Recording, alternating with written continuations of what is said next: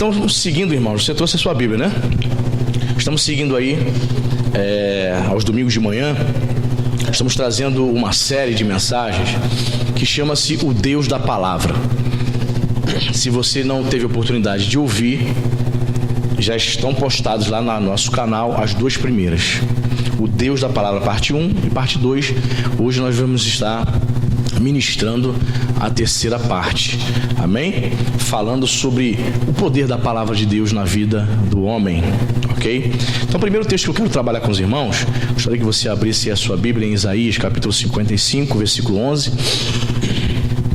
Um texto muito conhecido do povo de Deus, um texto dos textos preferidos do povo do Senhor. Isaías 55, verso 11.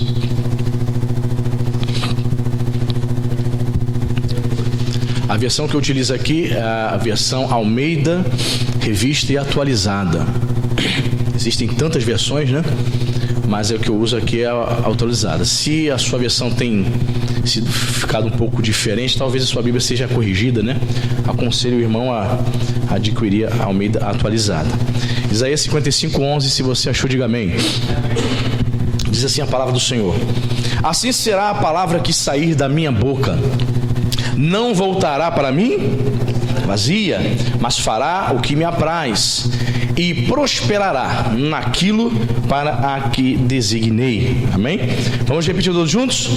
Assim será a palavra que sair da minha, não voltará para mim, mas fará o que me apraz e prosperará naquilo para que designei. Amém? O que o profeta está nos ensinando aqui nessa manhã, irmãos? A primeira coisa que ele está nos ensinando é que a palavra de Deus sempre cumprirá um propósito. Amém? Sempre. Geralmente são propósitos espirituais e propósitos também no mundo material também, ok? Mas eu quero aqui, por exemplo, destacar. Existem muitos propósitos. Se você ficar meditando, pegar um caderno, uma agenda e anotar, você vai lembrar de muitos propósitos para a qual a palavra de Deus ela vai ser designada. Mas eu quero destacar aqui 4 propósitos que o Senhor colocou no meu coração. Primeiro, revelar a verdade ao homem. Amém?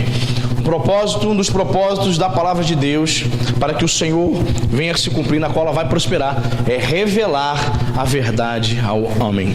Satanás sempre vai trabalhar com mentiras. Então ele faz de tudo para que o indivíduo, por exemplo, não acredite que ele mesmo, Satanás, exista. Você já deve ter conversado com pessoas ou conhece pessoas que não acreditam na existência do diabo. Eles até acreditam na existência de Deus, mas quando fala assim do diabo, não, isso é lenda medieval, né? Isso aí são coisas da mente das pessoas, superstições. Eu não acredito que o diabo exista. Eu quero dizer para você que ele existe. Ele, como pai da mentira, fará de tudo para que o indivíduo viva na mentira e até mesmo não acredite na sua existência. Mas um dos propósitos da palavra de Deus, quando ela é ministrada, quando ela é pregada, é revelar a verdade de Deus ao homem. Amém? E quando ela é revelada ao homem, e quando esse homem abre o coração para ouvir essa palavra, para praticá-la, é como se vendas espirituais fossem tiradas dos seus olhos, como que escamas caíssem nos seus olhos. Ele passa a enxergar a verdade de Deus, não a verdade da religião, não a verdade do pastor Anderson, mas a verdade absoluta da palavra de Deus. Amém? Então, um dos propósitos dessa palavra, que não volta vazia, é revelar a verdade de Deus para o homem, porque o homem está perdido, irmão. A maioria dos 7 bilhões de habitantes do mundo seguem a passos largos para o inferno.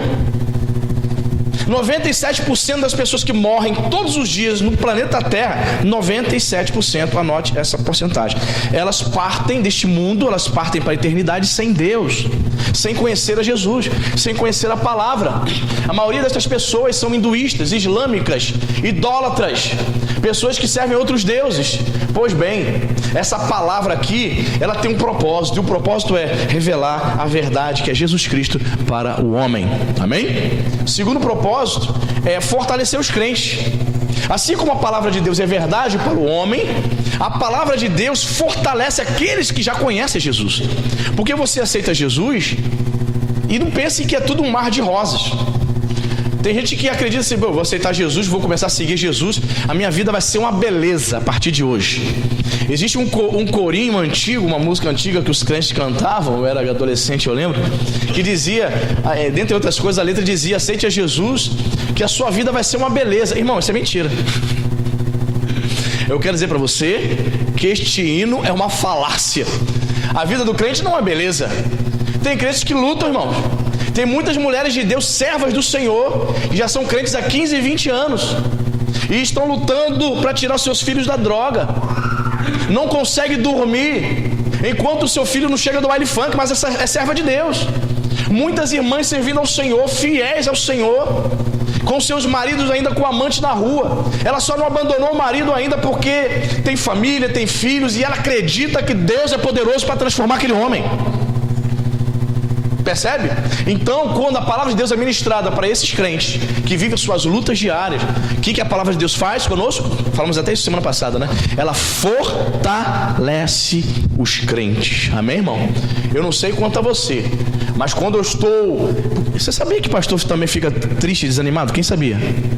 Tem gente que o pastor acha que o pastor é super-homem, né? Só porque ele está todo o culto presente, que ele prega todo o culto, o pastor é super-homem, nunca fica triste, nunca fica desanimado. Seu pastor tem dias que está também triste, desanimado. O que eu faço? Eu vou para a palavra, meu irmão. Dobro meu joelho, vou buscar a Deus em oração. Falo: Jesus, me fortalece, fala comigo, porque o negócio está estreito. Então, o segundo propósito para qual a palavra de Deus é enviada é para fortalecer os crentes.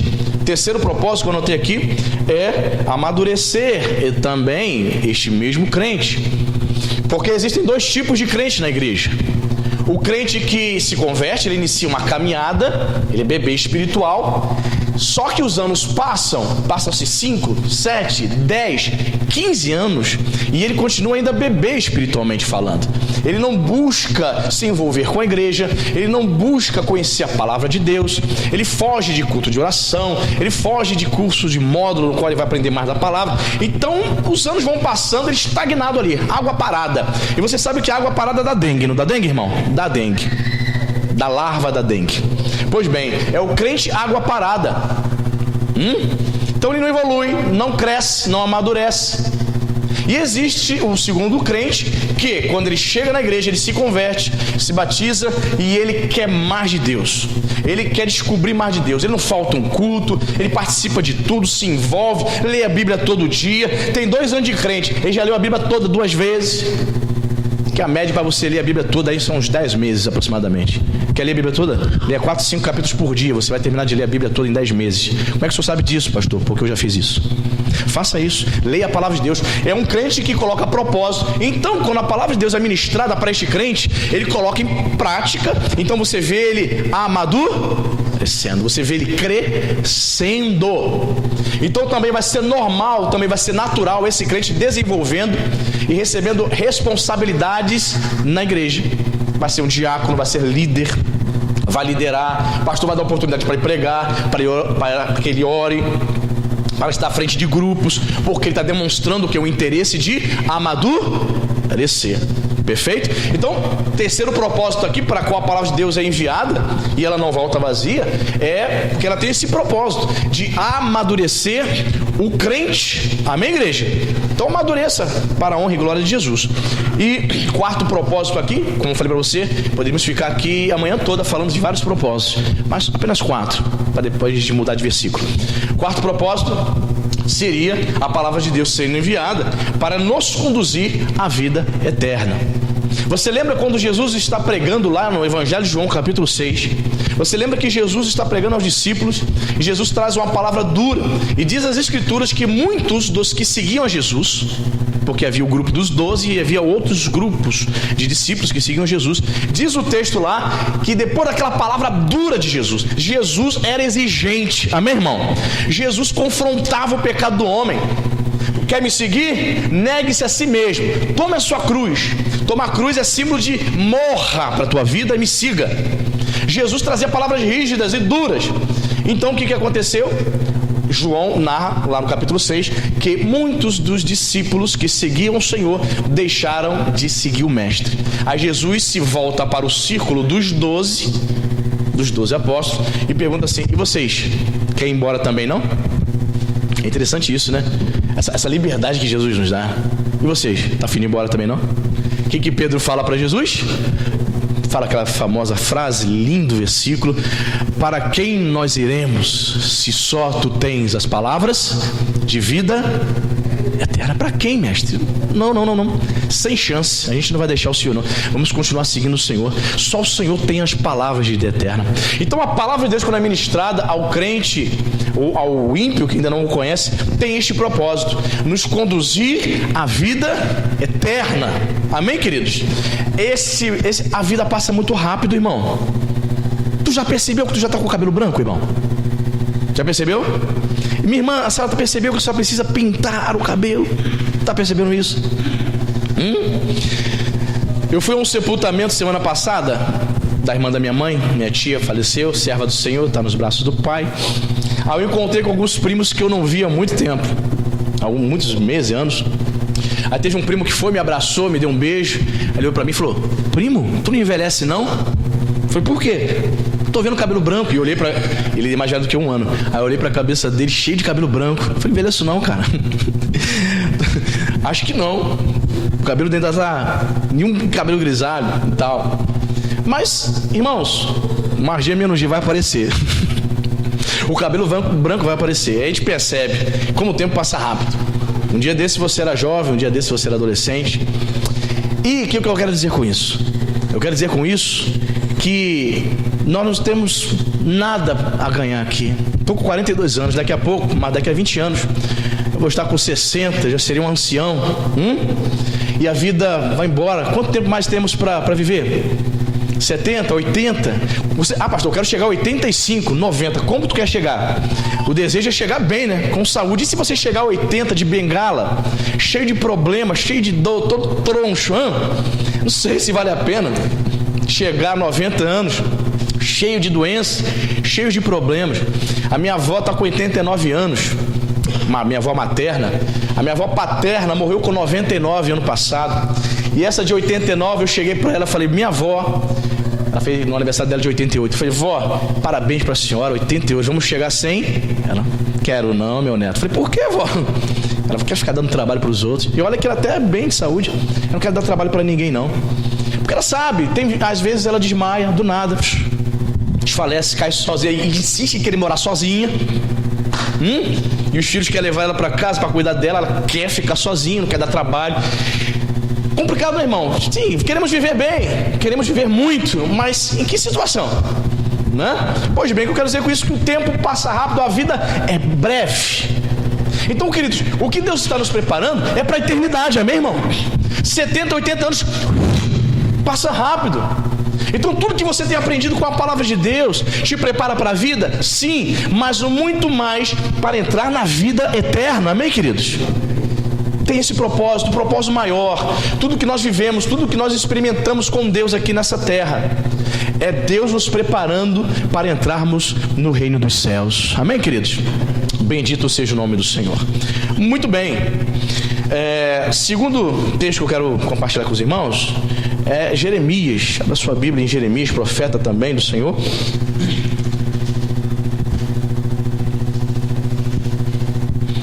Jeremias capítulo 15, verso 16.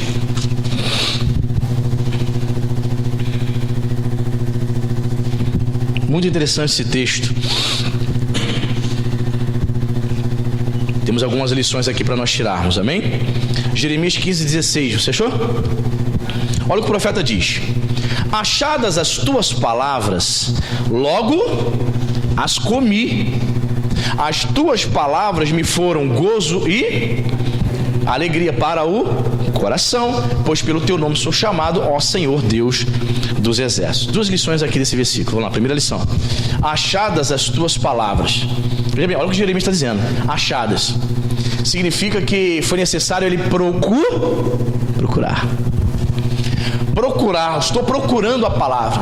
Fala de interesse. Se você perde alguma coisa e se você não considera aquela coisa importante, você não demonstra interesse em procurar.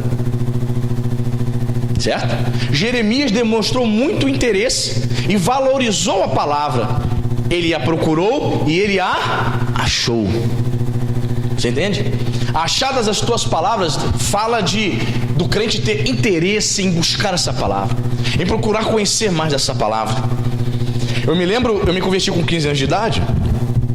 E eu me lembro que, quando me converti, só existiam 2 Bíblias de estudo. Para quem desejava aprender um pouco mais, Bíblia de estudo, você, por exemplo, irmão, pega na Bíblia de estudo, tem o texto bíblico e embaixo tem as notas de rodapé explicando. Para quem está começando a fé é uma maravilha. E até para quem já é crente cascudo, como eu, é uma maravilha. Eu tenho 31 Bíblias de estudo em casa. Vou fazer um vídeo lá no meu canal falando de todas elas. Ok? Então, tenho várias Bíblias de estudo. E eu me lembro que com 15 anos, 2 Bíblias de estudo existiam no mercado somente. Bíblia de estudo Thompson, que é uma das mais antigas e é espetacular.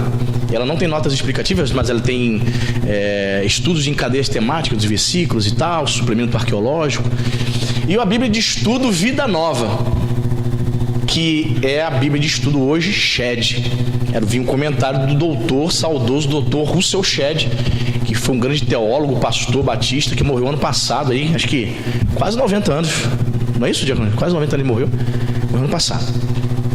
Pois bem, 16 anos, eu queria, irmão, eu estava com aquela sede, eu preciso aprender, eu quero aprender, o que eu faço?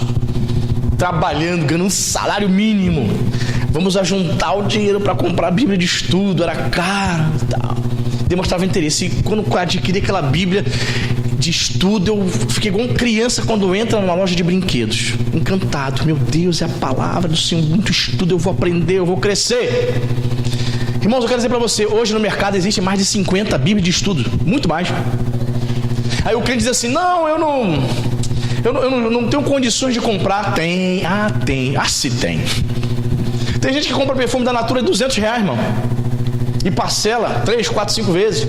Quando nós temos interesse pela palavra, quando nós a procuramos, fazemos como um profeta. Achadas as tuas palavras, logo as comi. O profeta tinha pressa. Você precisa ter interesse, você precisa se apressar em conhecer a palavra de Deus, irmão. Porque você vai conversar com um católico que frequenta a missa, ele sabe explicar na doutrina que ele acredita. Se você for conversar com um espírita kardecista, essa turma estuda pra caramba a doutrina espírita, claro. E detalhes, estuda a doutrina espírita e tem noção de Bíblia.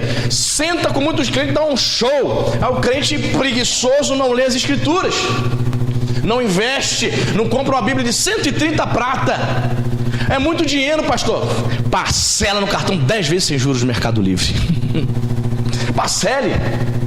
Compra a Bíblia parcelada no Mercado Livre. Lá você compra pelo Mercado Livre, pela internet. Bíblia de estudo R$140. Parcela 12 de R$10. 12 de... que isso, irmão? A pessoa não adquire conhecimento porque ela não quer.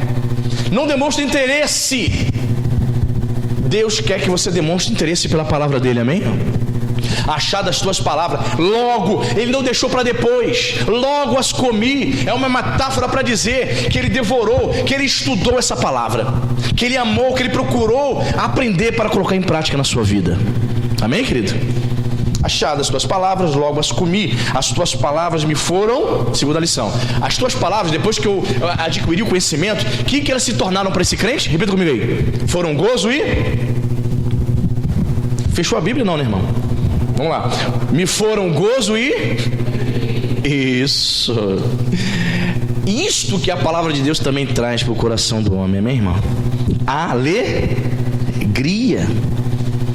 Quando eu me interesso pela palavra de Deus, quando eu tenho interesse pela palavra de Deus, quando eu procuro conhecer e praticar, a alegria do Senhor vai ser real na minha vida. Não é uma alegria produzida pelo mundo por piadas de pastores e stand-up. E falar em stand-up, não posso deixar passar, né, irmão? Posso deixar passar? Não. Então vamos abrir aqui um parêntese. Ontem eu vi, irmãos, uma postagem do pastor stand-up mais famoso do Brasil, que é o Cláudio Duarte. Muita gente gosta dele porque ele conta piada. Irmãos, não era fake. A pessoa que postou foi pesquisar no Google para ver se era fake e confirmou que é verdade. Primeiro stand-up gospel do pastor Cláudio Duarte. Entrada R$140. Você está entendendo o negócio, irmão? O evangelho se tornou motivo de piada. É isso mesmo?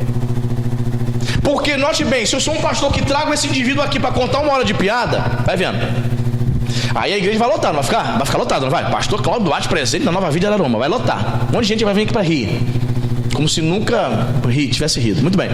Aí vem aqui, aí fica a gente de pé.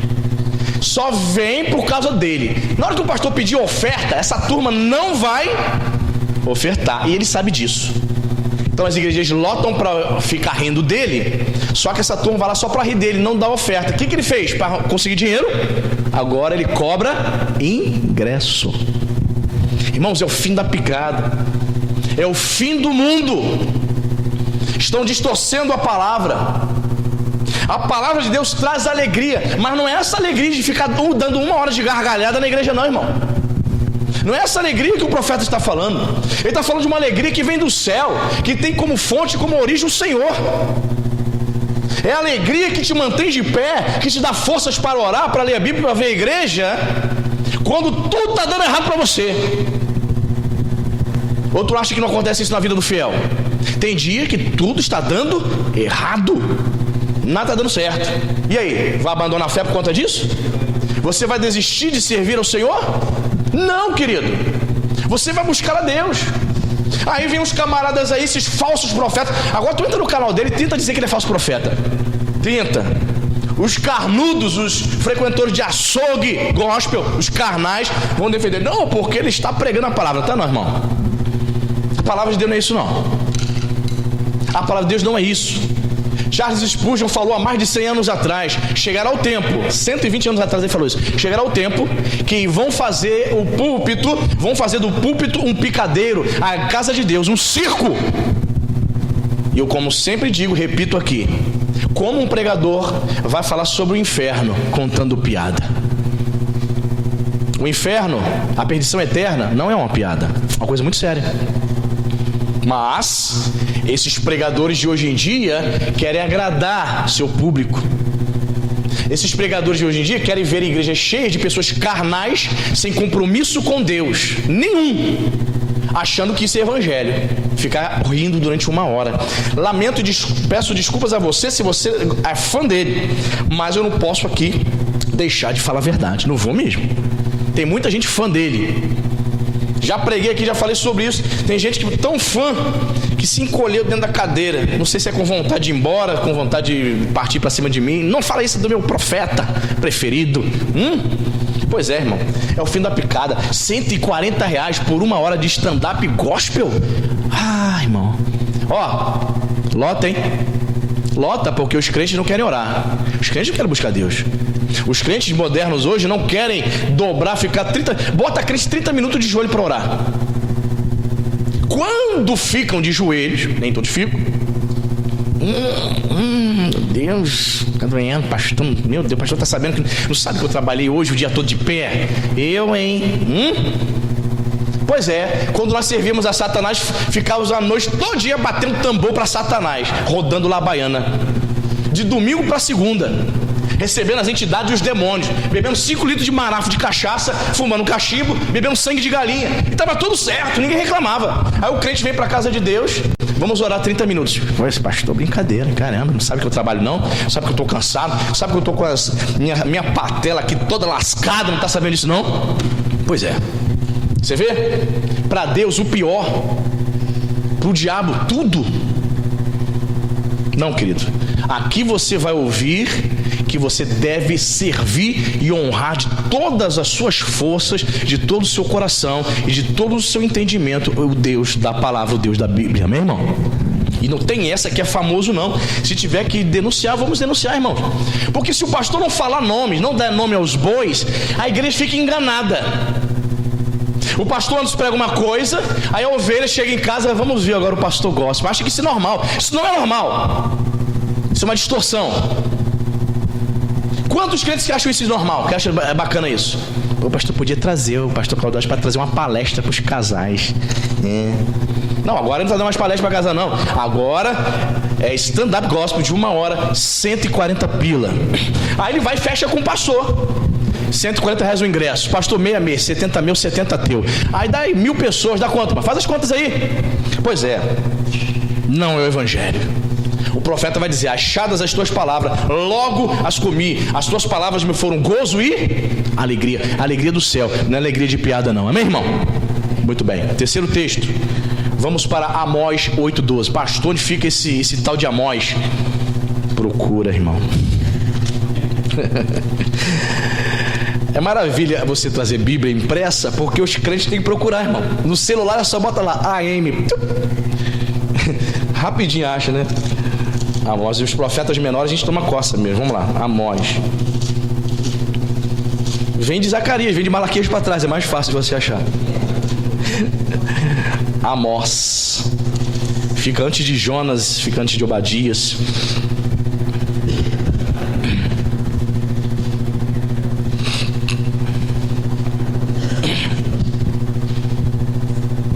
Você achou? Amós 8:12. Olha que interessante. Você achou, amém? Eu te espero, eu estou ouvindo folhas. Amém? Amós 8:12 diz o seguinte: andarão de mar a mar e do norte até ao oriente, correrão por toda parte procurando a palavra do Senhor. O que vai acontecer? Não acharão. Meu Deus. Irmãos, está se cumprindo, tá? Sim ou não? Eu já recebi aqui casais, irmãos, que disseram assim: pastor, eu vou congregar aqui com o senhor. Amém, graças a Deus. Mas antes de chegar aqui, pastor, rodei 10 igrejas aqui em Araruama, e uma mais doida do que a outra. Aí, irmãos, como eu estou pregando aqui para essa igreja, eu não fico visitando os meus colegas aí, eu não sei como que eles estão falando. Eu fico preocupado, irmão. Sinceramente, eu fico preocupado. A pessoa diz para mim: pastor, eu visitei 10 igrejas, as 10 eu ouvi loucuras, vi e ouvi. Graças a Deus, o senhor não está doido, então eu vou ficar aqui com o senhor. Aí, irmão, que eu vou para casa assim pensando com os meus botões, que aliás está me enforcando aqui agora, essa gravata, essa blusa. Eu vou pensando com os meus botões, que os pastores estão ensinando, ou o que eles não estão ensinando, né? É o fim da picada. Aqui, irmãos, o contexto aqui do profeta Amós fala sobre a apatia do povo de Israel, né? Deus disse que removeria até mesmo a oportunidade deles ouvirem a palavra, né? Nós temos a palavra, né? Mas muitos ainda procuram em tantos lugares estranhos, e ainda tem aquele crente que não busca a palavra.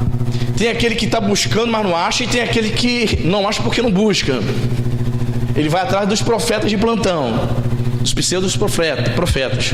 Ele vai atrás de revelamento, né? Como diz aí. Complicado. Então estamos vivendo esse tempo, irmão. Está muito difícil. Eu estava conversando com o irmão ontem aqui, e ele foi da igreja batista. Ele mesmo falou assim: pastor, eu também fui batista, tá, gente? Eu me converti numa igreja batista com 15 anos.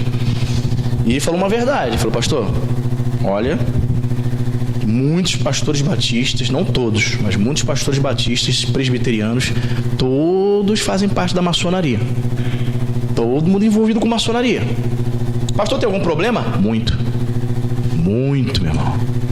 Muito. Pastores famosíssimos aí que estão na televisão. Eu não vou falar aqui agora quem são, que eu não tenho como provar, mas é certo, são maçons. Não tem como você conciliar a maçonaria com o evangelho de Jesus Cristo, irmão. Não tem. Então como é que você chega numa igreja? Às vezes o pastor é maçom, só que ele não fala para a igreja. Alguns falam: ó, sou maçom. O camarada fica porque também é carnal igual a ele.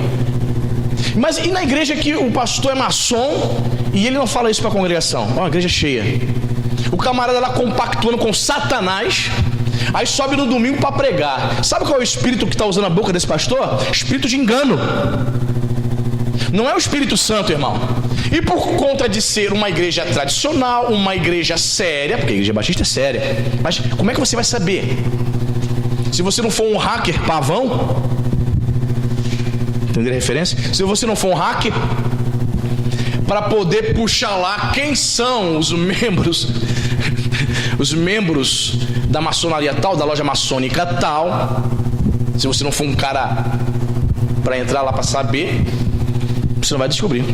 Eu conversei certa vez com um irmão, ele congregando numa igreja uma igreja antiga, uma igreja tradicional, uma igreja grande lá em Caxias. E ele começou a observar as obras que o pastor estava fazendo, vai vendo, na igreja. E ele começou a desconfiar que o pastor era maçom. Como assim, pastor? Primeira coisa, o piso da igreja toda em forma de aqueles pisos preto, branco, né? Como se fosse... Qual é o nome que fala? Xadrez, isso. É uma característica das lojas maçônicas. O pastor botou, ele ficou olhando. Tá. A gota d'água foi quando... Engraçado que as pessoas são tão ignorantes espiritualmente falando, tão leigas, tão inocentes. Elas não falam nada, não questionam. O pastor colocou lá em cima lá em cima do topo, do lado de fora da igreja, lá na ponta.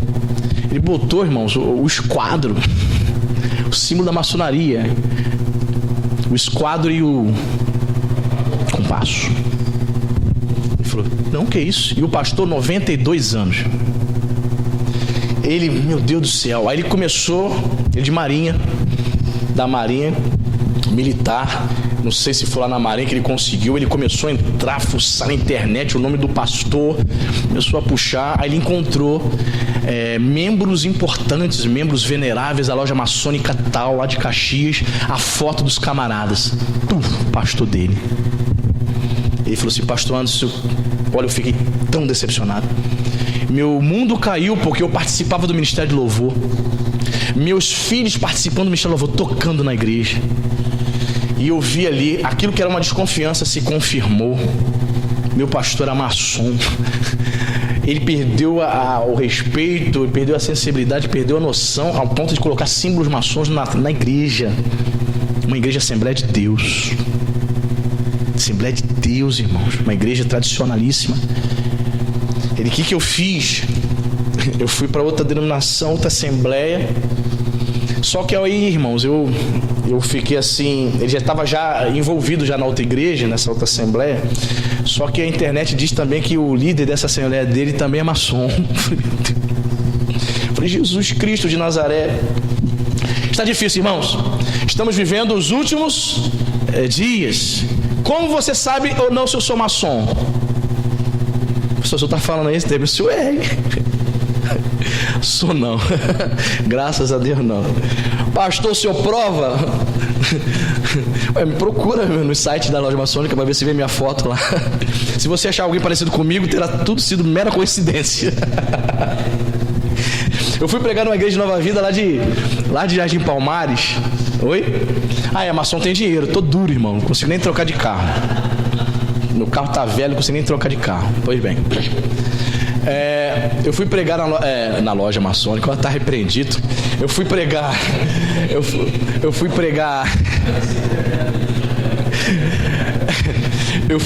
na Igreja de Nova Vida, Jardim Palmares. Conhece Jardim Palmares? Você conhece? Fica ali na Zona Oeste, lá do lado de Santa Cruz, lá no fim da Avenida Brasil. Fui pregar lá.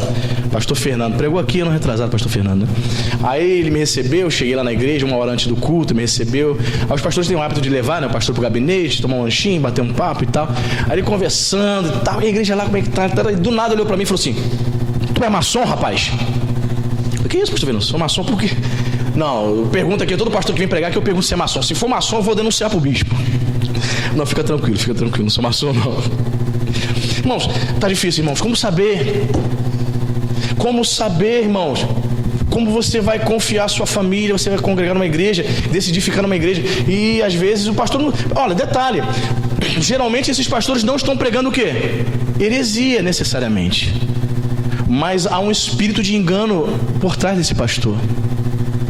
E isso afeta a vida espiritual da igreja, sim, senhor. Afeta-se, sim. Problemático. Diz aqui, chegará um tempo que procurarão a palavra do Senhor e não a acharão. A palavra de Deus, ela está disponível. Você chega ali, compra uma Bíblia, você vai para a internet ver um pregador. Mas eu quero aqui me deter na questão de os homens que estão pregando a palavra, eles têm procurado ser fiéis. Esses homens, essa aqui fica a questão, amém, queridos? A palavra de Deus será procurada, muitos não a acharão. Por quê?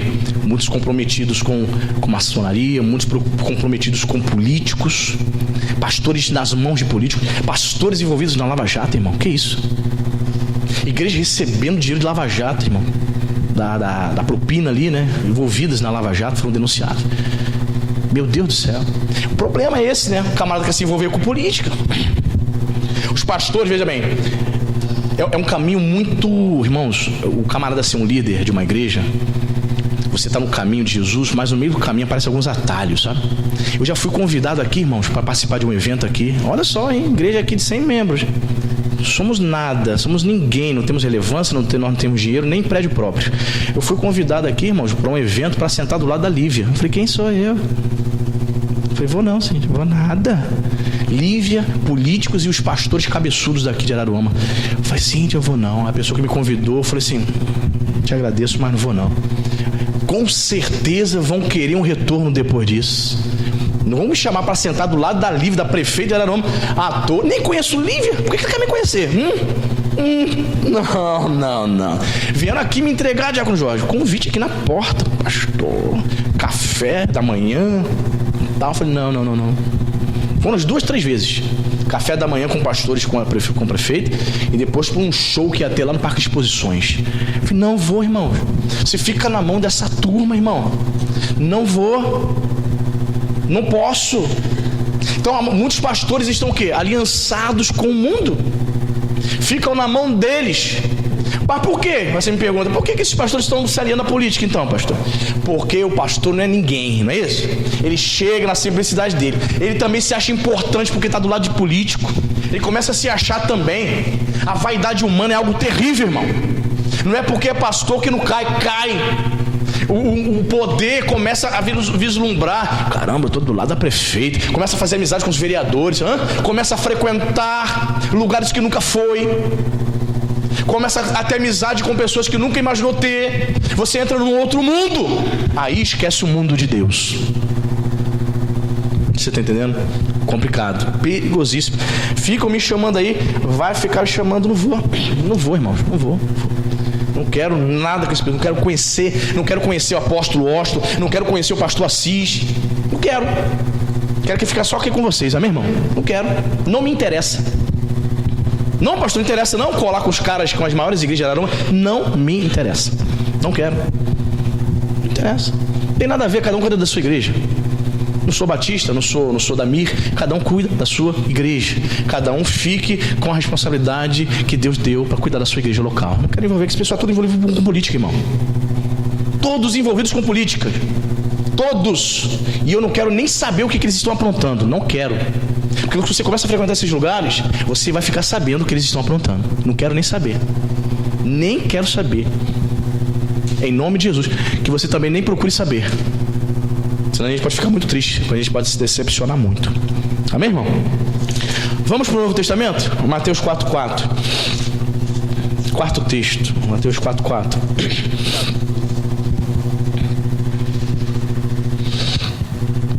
Uma das palavras mais repetidas pelos crentes, um dos textos mais conhecidos também. Mateus 4:4, Jesus vai dizer assim: Jesus, porém, respondeu: está escrito, nem só de pão viverá, mas de toda a palavra que procede da boca de Deus. O que Jesus está ensinando aqui, irmãos? Jesus cita aqui Deuteronômio, né? Jesus está citando Deuteronômio. Jesus está citando Deuteronômio capítulo 8, verso 3. Jesus está citando o Antigo Testamento. Jesus está dizendo que é melhor viver uma vida simples, irmãos, onde Ele é o centro. Amém? Jesus está nos ensinando que obedecer a Deus é mais importante do que estar bem nutrido fisicamente. Nem só de pão viverá o homem. É melhor obedecer a Deus. Muita gente aí bem nutrida, muita gente com conforto, muita gente tem do bom e do melhor dentro da sua casa, Muita gente chega no mercado, ao invés dela comprar uma A100, uma pá, uma carne moída, ela nem pede para moer 1 quilo de músculo. Ela diz assim: me vê uma carne moída, porque a carne moída já preparada por eles é aquela que ele mistura pelanca, tudo, é o pior. Não é verdade? São pessoas que chegam no mercado e dizem assim: me vê 2 quilos de picanha. São pessoas que comem do bom e do melhor, tem o melhor dessa terra, mas espiritualmente falando, elas são o quê? Desnutridas. Jesus está dizendo que a palavra dele é que alimenta o indivíduo espiritualmente. A palavra de Deus é alimento. Por quê, pastor? Porque vai nutrir as nossas necessidades espirituais.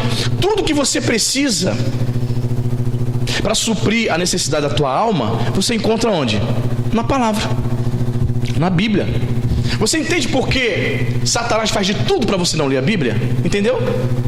Foi feita uma pesquisa, já falei isso aqui e repito, saiu na Rádio Melodia.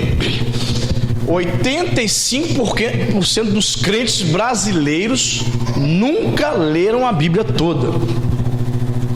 E se for ver a margem de porcentagem, também pode ser isso aí também, de crentes que não leem a Bíblia diariamente. Ora, se você deixa de almoçar, de tomar café, de jantar diariamente, o que acontece com você? Você vai ficar desnutrido, vai passar mal, vai desmaiar na rua, não é verdade? Pois bem, o crente não deixa de comer, não deixa de almoçar, de jantar, mas ele deixa de meditar nessa palavra. Ele fica 3 dias sem abrir a Bíblia, de boa.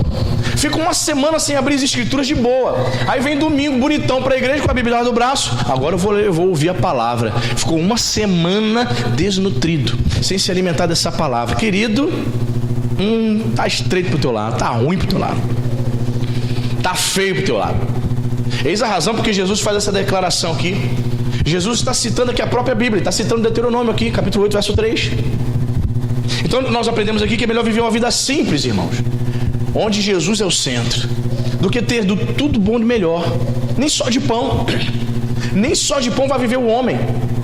Muitos de nós estamos buscando, sabe, crescer materialmente, conquistar coisas. Eu penso que isso é legítimo, não é pecado em si, mas você não pode deixar a palavra de Deus de lado. Você pode trabalhar, você tem que trabalhar, você deve conquistar, você pode construir, você pode almejar, investir, ser um empreendedor, você pode cuidar das coisas materiais, mas não deixe a palavra de Deus de lado, amém, irmão? Eu me lembro que eu trabalhei lá no centro do Rio. Você conhece a República do Líbano? Trabalhei na República do Líbano 5 anos lá. E graças a Deus tive a oportunidade de trabalhar com crentes, né? Todos os dias antes de abrirmos a loja, vamos orar. Senhor, abençoe, repreenda o mal, certo? Senhor, abençoe essa loja, prospera, envia clientes. Era dali que nós tirávamos o pão de cada dia. Eu não vou orar não porque meu patrão não é crente. Que tem a ver, irmão? Nada a ver isso. Eu vou orar sim, para que Deus prospere essa loja. Não é porque meu patrão não era crente que não ia orar. Orava. Por quê? Porque era de lá que eu levava o sustento para minha casa. Então pedimos a bênção do Senhor para tudo correr bem. E o dia, irmãos, começava, antes de abrir a loja, começava uma bênção. Ela fluía tudo muito bem. Amém, irmãos? Que você possa entender isso, que Jesus deve ser o centro, que ele deve ser a prioridade. Nem só de pão viverá o homem. Você deve buscar as coisas materiais, estudar, fazer a sua faculdade, empreender, colocar o seu negócio, montar o seu negócio. Sim, mas coloque a palavra de Deus como prioridade na sua vida. Amém, igreja? Nem só de pão viverá o homem, mas de toda a palavra que procede da boca de Deus. Essa expressão boca de Deus, Jesus está dizendo aqui para a gente, está nos ensinando com essa expressão, que a palavra, a Bíblia, ela tem origem o quê? Divina. Ele está dizendo que essa palavra não procede dos homens. Quando você lê as Escrituras, saiba e tenha certeza de que você está lendo a palavra e a vontade do próprio Deus para a tua vida. Porque o argumento que as pessoas usam aí fora qual é? Eu não acredito na Bíblia. Por quê? Porque foi escrita pelos homens. Meu querido, é claro que foi escrito pelos homens. Você acha que o cavalo, o jegue, iria escrever a Bíblia? Não. Deus usa usa o homem que tem capacidade de raciocinar e de escrever. Mas os homens que escreveram as escrituras, a própria Bíblia testifica que esses homens foram, repita comigo, inspirados pelo Espírito Santo. E essa palavra inspirado, eu acho muito interessante. Quando eu estou dando aula para os irmãos, no módulo 1, eu falo sempre, toco nesse assunto. Essa palavra inspirado, quando está lá em Timóteo usa essa expressão, que a palavra de Deus é inspirada. Essa palavra lá no grego é uma palavra chamada theopneustos. Theos, Deus, pneustos, pneuma, sopro, espírito. Ou seja, ele está dizendo que essa palavra aqui foi soprada a mente e os corações dos homens para escrever pelo próprio Deus. Theopneustos, sopro de Deus. Deus soprou. Escreva isso. Ou seja, a mente do escritor bíblico de Paulo, de João, foi influenciada pelo próprio Espírito Santo para escrever. Então não foi assim, o seu bel prazer, vou escrever a Bíblia agora. Mateus, acordei, estou com vontade de escrever a Bíblia. Foi assim? João acordou, já sei, estou fazendo nada para ninguém, vou escrever o Evangelho agora. Foi assim, não é? Foi direcionado, tudo direcionado pelo Espírito Santo de Deus. Então a expressão boca de Deus, toda palavra que procede da boca é uma expressão, é uma afirmação de Jesus aqui para nos ensinar que a palavra dele, as escrituras, tem origem no próprio Deus. Quem está entendendo? Muito bem. E o último texto aqui para a gente comentar, Mateus 15, verso 6.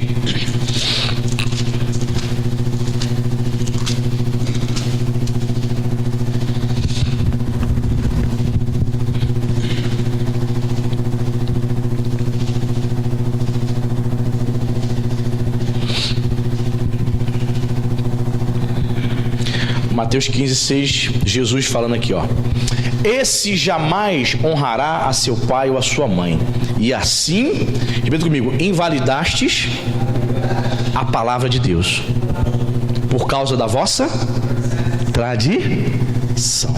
O que estava acontecendo aqui? Os fariseus estavam ensinando algumas tradições, trazendo alguns ensinamentos para o povo, nos quais o povo estava deixando de praticar a palavra, a Torá, a lei, atentando para os ensinamentos dos fariseus, certo? Aí o que Jesus está dizendo aqui?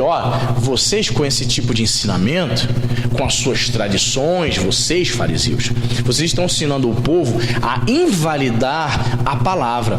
E como é que vocês estão invalidando a palavra de Deus, a Bíblia? Com suas tradições. Então o que eu aprendo aqui? Eu aprendo o quê? Quando uma denominação, uma igreja, ela começa, por exemplo, a dizer assim, eu vou dizer aqui algo que acontece mesmo, tá? Existem igrejas assim, não sei se você sabe. Você sabia, por exemplo, que tem igreja que você entra e os homens sentam de um lado, as mulheres de outro, separa as famílias? Quem está sabendo, sabe disso? Estranho, né? E nessas igrejas também as mulheres têm que colocar o véu, seus rostos não podem aparecer, seguindo um texto bíblico lá de Corinto totalmente distorcido, uma cultura de 2 mil anos atrás tentando implantar hoje no ocidente do século 21, achando que isso é palavra de Deus, uma distorção bíblica, né? Muito bem.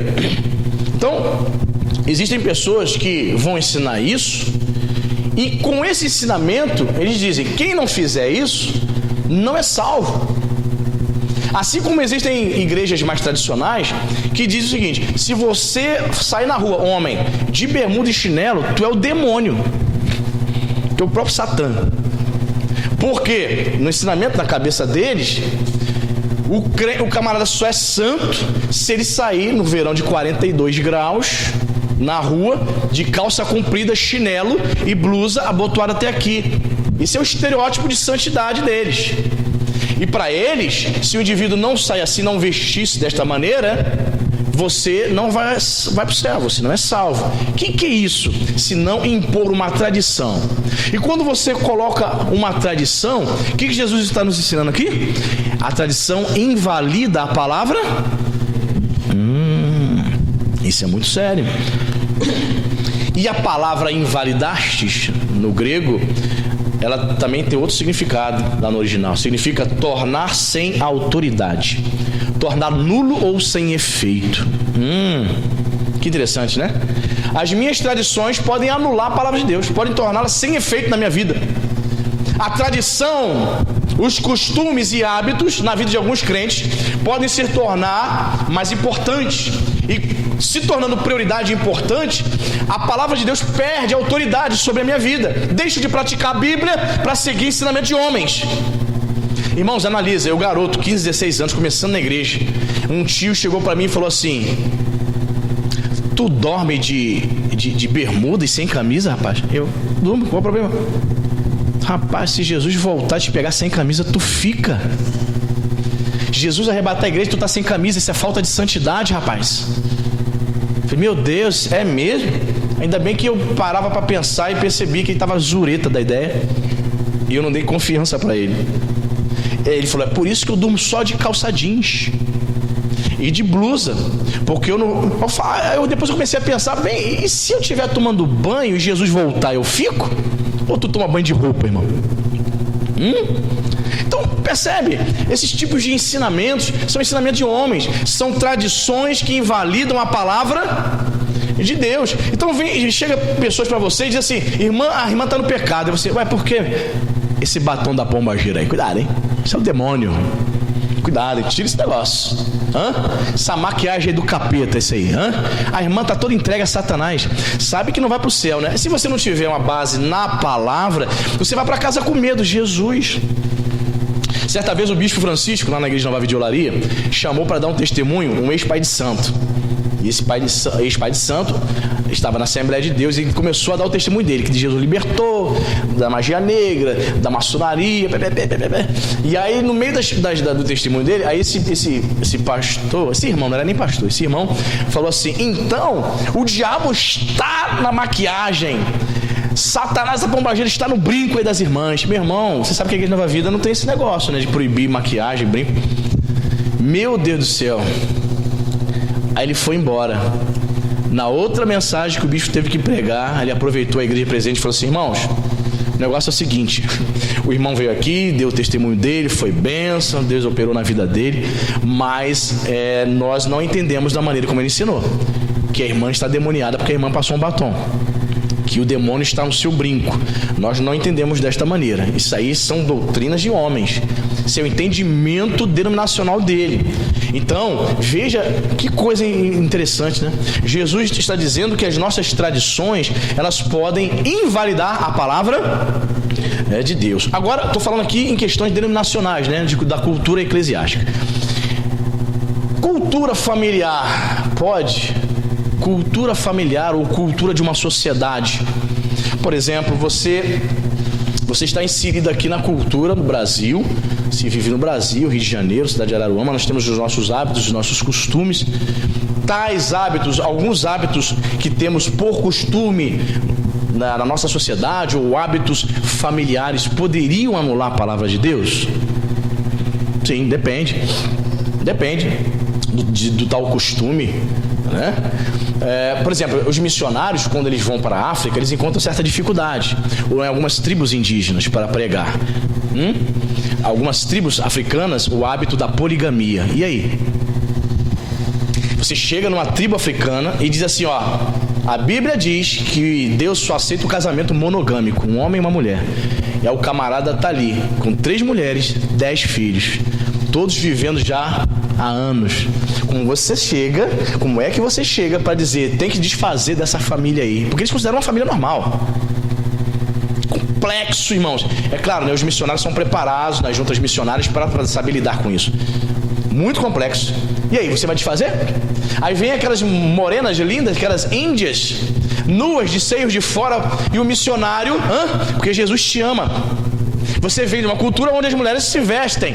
E aí? Você está pregando para uma moça bonita, jovem, nua. Como é que fica o coração do cara, a mente do cara? Como é que é isso? Palavra e ali a nudez diante de você. Para você, mulher, talvez isso não seja muita coisa, mas para nós homens, pega. Difícil, complexo, só a graça de Deus. Então existem algumas culturas, por exemplo, existem algumas tribos indígenas aqui do Brasil, que eles têm o hábito de matar um filho se ele nascer com alguma deficiência, Eles acham normal isso. Matam o filho. Eles preferem que seja homem do que uma menina. Às vezes eles matam. Quando eles veem que é menina, eles matam. A mãe concorda, todo mundo concorda na aldeia. E aí? Você leva o evangelho para uma aldeia que tem esses costumes. Tais costumes estão invalidando a palavra de Deus? Sim ou não, irmão? Sim, mas é uma tradição deles. E aí? Tradição de séculos. Como você, como missionário branco, homem branco, chega para quebrar isso? Estão praticando um crime, mas como é que você faz? É um processo, irmãos, que leva anos. Até de ganhar confiança, até você ensinando a palavra de Deus ali. Não é algo que se faz em 6 meses, não é algo que se faz em 1 ano. O missionário tem que ficar ali anos, até décadas, para poder implantar a palavra de Deus nesses lugares. Então existem, vamos lá, existem tradições denominacionais, culturais e familiares, que podem o que? Anular, tornar nula, tirar a autoridade da palavra de Deus. E o que eu aprendo aqui com Jesus, para a gente poder orar? Eu aprendo que a palavra de Deus está acima de tudo isso. Está acima das tradições da minha família, estão acima das tradições da cultura no qual estou inserido, está acima da cultura denominacional. Percebe isso? Eu não sei quanto a você, quando eu vim morar aqui em Araruama eu estranhei muito. Você veio em Araruama, quem estranhou muito aqui? O comportamento das pessoas? Hã? Por exemplo, você chegar no comércio, a pessoa está sentada. Vamos simular, vamos lá. Você chega para a pessoa, boa tarde. Quanto está esse negócio aqui? Aí a pessoa, tá o preço aí. E eu querendo que ela tire do lugar para me ver. Bonita. Você parcela no cartão? Aí você parcela. Mas a pessoa está te atendendo de tanta má vontade que você fala assim, obrigado, tá? Volta aí depois. Você encontrou isso aqui em Araruama? Eu encontrei. Uma má vontade. Existem algumas pessoas que estão no celular. Você entra na loja, você pergunta o preço e elas continuam no celular e ficam com raiva. Tipo assim, tá querendo comprar alguma coisa aqui nessa loja? Eu, hein? Vai embora. Deixa no meu celular aqui. Eu estranhei muito isso, irmão. Essa cultura. Estranhei também muito a cultura dos crentes aqui de Araruama, bem diferente do Rio. Por exemplo, nas igrejas de Nova Vida do Rio, agora de manhã as igrejas estão lotadas. Eu enfrento uma resistência há 10 anos aqui. O povo não vem domingo de manhã, nem dando barra de ouro. É impressionante. É uma cultura local. É uma cultura. Isso me afronta, mas estamos batalhando, estamos lutando. Por exemplo, evangelismo. É porque aqui, graças a Deus, a gente está batendo na tecla e as pessoas aqui já estão se acostumando a evangelizar. Mas no início, primeiro ano, vem evangelizar comigo. Era só eu, Cintia, mais 2 pessoas. No primeiro, segundo ano, havia uma grande resistência para trabalhar para Jesus. Não sei, a pessoa vem para Araruama, região dos lagos, muitos vêm com a cabeça assim, eu estou indo para a região dos lagos, eu quero é descansar. Eu quero trabalhar nada. Nem para Jesus eu quero trabalhar. Deixa eu descansar. Deixa eu curtir minha vida aqui na região dos lagos. Domingo de manhã, igreja, ouvir pastor, é ruim, eu vou para a praia. Então essa cultura eu estranhei. Em alguns momentos eu cheguei a pensar que eu estava em outro país, irmão. Tão diferente da cultura lá de Caxias. Por exemplo, o que eu aprendi lá em Caxias? Natal, dia 25. Gravou na sua mente? Natal, dia 25. O dia 24, o bispo Volney colocava cantata de Natal. A igreja, as igrejas lá do Rio, elas enchem de Nova Vida, certo? Sim ou não? No primeiro ano, eu acho, segundo ano. Diácono Jorge foi tentar fazer uma cantata de Natal aqui, eu botei a cantata no mesmo dia, 25 ou 24. Pra quê? Cadê o povo? Porque eu aprendi na marra que, diferentemente do Rio, os crentes de Araruama, Natal, Ano Novo, eles recebem seus parentes e geralmente eles não chamam seus parentes, vamos assistir a cantata lá na igreja. Eles ficam em casa dando atenção para os parentes que não vê há 1, 2 anos. Então eles não vêm para o cantata do Natal.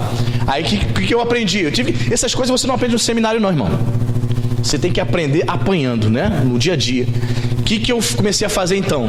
Quando eu percebi que as pessoas não vêm dia 24 e 25 de Natal, comecei a colocar as cantatas dos eventos de Natal, você já sabe, no domingo que antecede o Natal. Por exemplo, 25 caiu na quarta-feira, 24 terça, 23 segunda, então a nossa cantata vai ser que dia?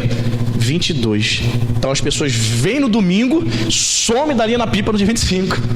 Então, como pastor, eu tenho que aprender isso. É o quê? Uma questão cultural. Então, A gente precisa aprender isso, lidando com o ser humano, observando as pessoas e entendendo que nenhuma tradição ou nenhum costume local, familiar, denominacional ou cultural está acima da palavra de Deus. Não pode anular as Escrituras. Amém, irmão? Você aprendeu bastante coisa nessa manhã? Graças a Deus. Fique de pé, vamos falar com Deus. Aleluia. Isso, feche seus olhos, vamos orar. Senhor Deus, muito obrigado, Pai, pela Tua palavra. Obrigado por esse culto de ensino, Senhor, no qual o Senhor nos traz entendimento, Senhor, de textos da Sua palavra. O Senhor nos traz fortalecimento. O Senhor nos traz edificação, Pai, através da explanação das Escrituras. E temos aprendido aqui, Senhor, a cada domingo, a cada manhã, que a exposição da Sua palavra traz revelação, traz entendimento. Dá graça para aqueles que têm a humildade, meu Pai, para sentar e para ouvir a Sua voz. Sim, Senhor, nós queremos guardar, Senhor, essa palavra no nosso coração, entendendo, Senhor, que nem só de pão viverá o homem, mas de toda a palavra que procede da boca de Deus. Obrigado, Espírito Santo. Obrigado por estar aqui, Senhor, nesta manhã, adorando, bendizendo a Ti, juntamente com os meus irmãos. Obrigado, Senhor, pelo privilégio de louvarmos ao Seu nome, pelo privilégio de pregar a palavra do Senhor à Tua igreja.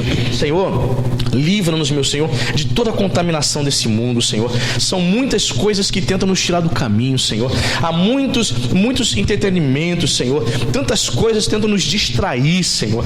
Pai, que a Tua igreja permaneça fiel, que os meus irmãos permaneçam firmados nessa palavra, porque Tu és o Deus da palavra. Senhor, em nome de Jesus, não permita que nenhum de nós venhamos olhar para trás. Não permita que nenhum dos meus irmãos, Senhor, venha fraquejar no meio do caminho. Por isso eu te peço, fortaleça e nos encha com Teu Santo Espírito. Pai amado, nos conceda um domingo abençoado na Sua presença. Leva-nos em paz e nos abençoe a nós e nossa família, rica e abundantemente, em nome de Jesus. Se você crer, diga amém. Diga graças a Deus. Deus abençoe a sua vida.